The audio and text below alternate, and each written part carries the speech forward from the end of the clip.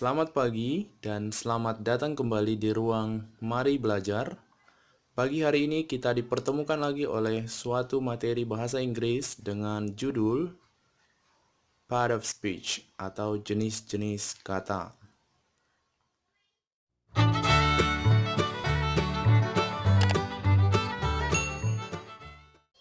Part of speech atau jenis-jenis kata di dalam bahasa Inggris terdiri dari noun, verbs, adverbs, adjectives, pronoun, preposition, conjunctions, interjections, and determiner.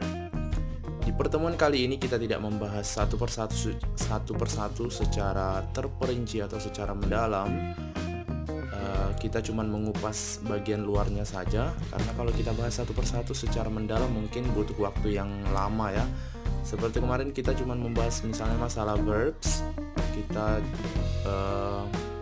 termakan waktu sekitar 15 menitan. Jadi kali ini tidak membahas secara terperinci satu persatu, hanya bagian-bagian luarnya saja. Oke, langsung saja. Yang pertama, noun atau kata benda. Part of speech ini berfungsi untuk menamai orang, tempat, benda, atau ide. Umumnya noun didahului oleh partikel e, en, dan de. Jadi menamai orang, misalnya Vera, itu termasuk noun. Tempat misalnya di sekolah. Atau misalnya benda itu kayak misalnya pisau, gitu ya. Langsung saja kita lihat ke contohnya. The teacher brought some food for the class because all students in the class passes the final exam.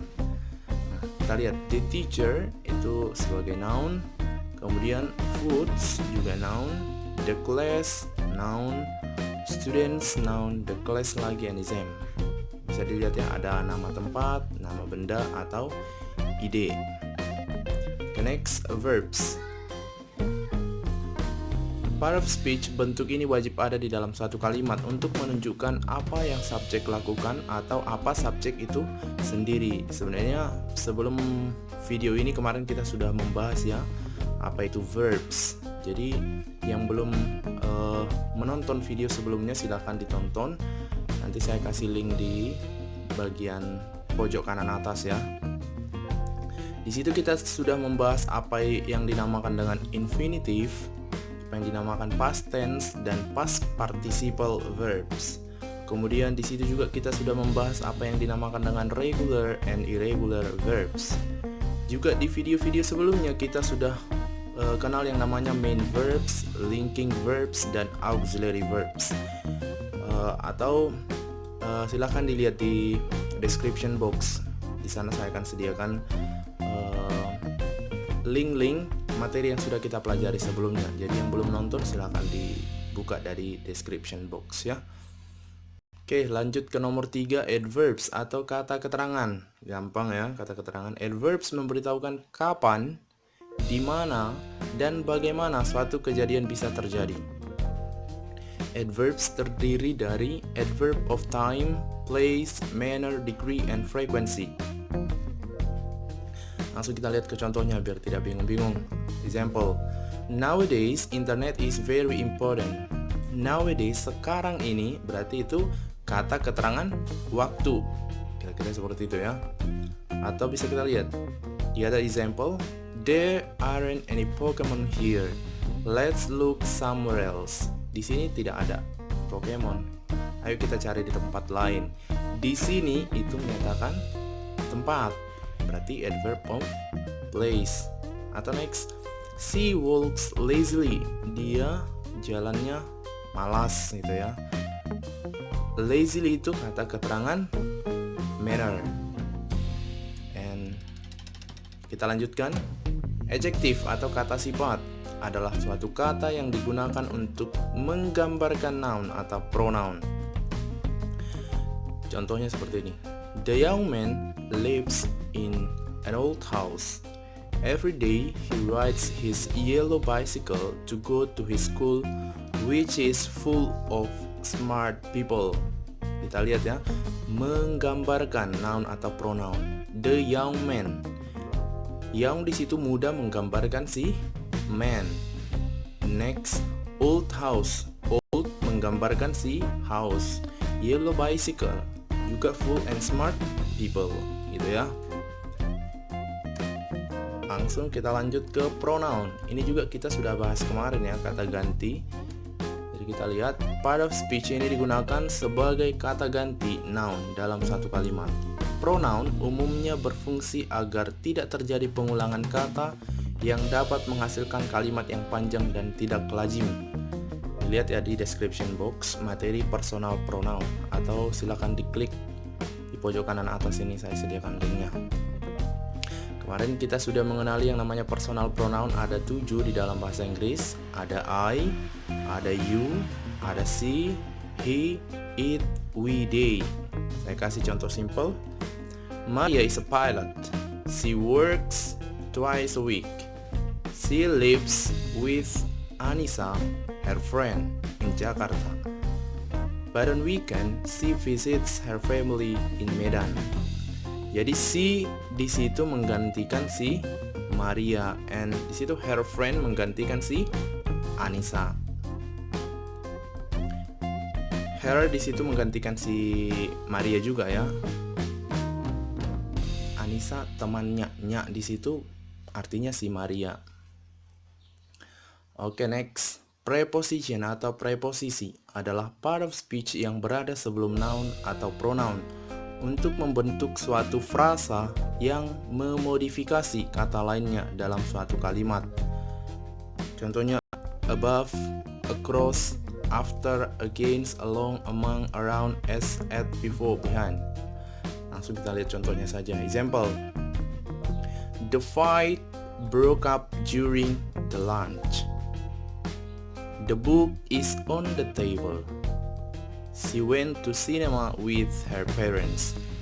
Situ fungsi-fungsinya during, on, with itu sebagai preposition ya. Okay, next.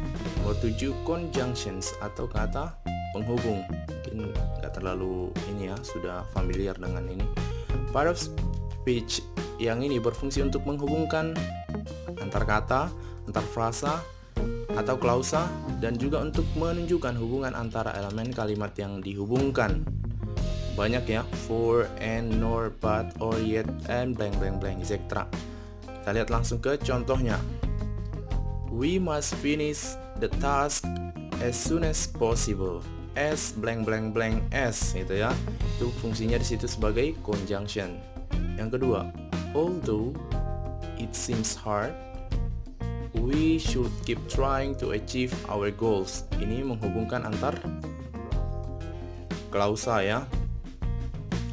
Reading and writing are the two activities I like the most. Ini menghubungkan antar kata reading and writing.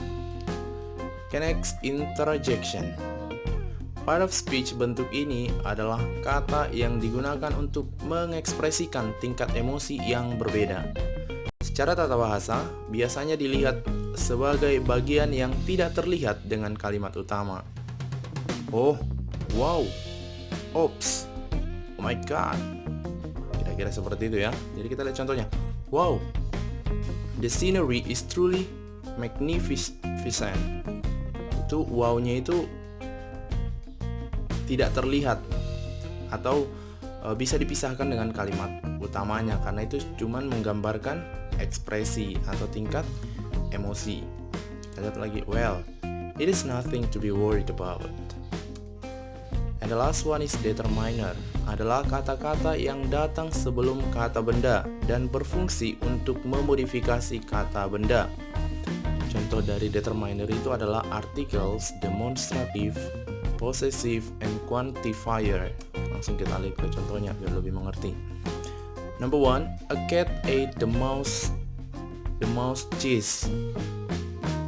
Di situ sebagai artikel. Kita tahu artikel itu ada artikel dan artikel an. Mungkin fungsinya sudah pada tahu ya. Kalau belum tahu mungkin kita akan bahas di next video. Number 2, this is my book. This di situ sebagai demonstratif. Ada this, ada that, ada these, ada those gitu ya. Okay, next, his house is near the bridge. His house, his di situ sebagai posesif. Bisa juga dilihat di materi sebelumnya di personal pronoun. Apa jenis-jenis posesif di dalam bahasa Inggris ya. The last one is I know more people than him.